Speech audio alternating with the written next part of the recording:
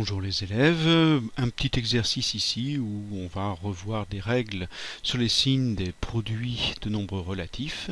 Je vous le laisse à traiter, on se retrouve tout de suite pour la correction. Alors première question, quel est le signe d'un produit de 123 facteurs non nuls, tous négatifs, et pourquoi ? Alors il faut revenir à la leçon, au cours, d'après le cours. Si le nombre de facteurs négatifs est impair, alors le produit est négatif. Et donc ici nous en avons 123, donc bien sûr le résultat va être négatif.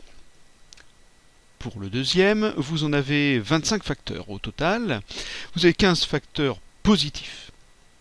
On en déduit donc que nous allons avoir 10 facteurs qui sont négatifs.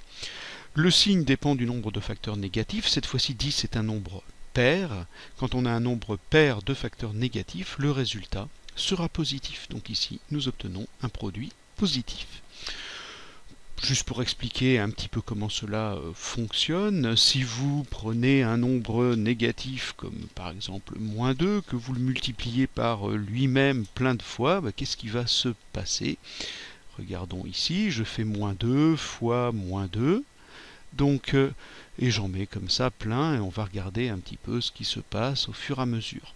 Alors ici, quand je prends les deux premiers, je vais obtenir un positif en multipliant deux négatifs. En le multipliant ensuite par un négatif, j'obtiens un négatif, mais maintenant un négatif multiplié par un positif, ça devient positif, et ainsi de suite. Vous allez avoir une alternance, positif, négatif, positif, etc. Positif, vous voyez qu'il y en a deux, c'est un nombre pair.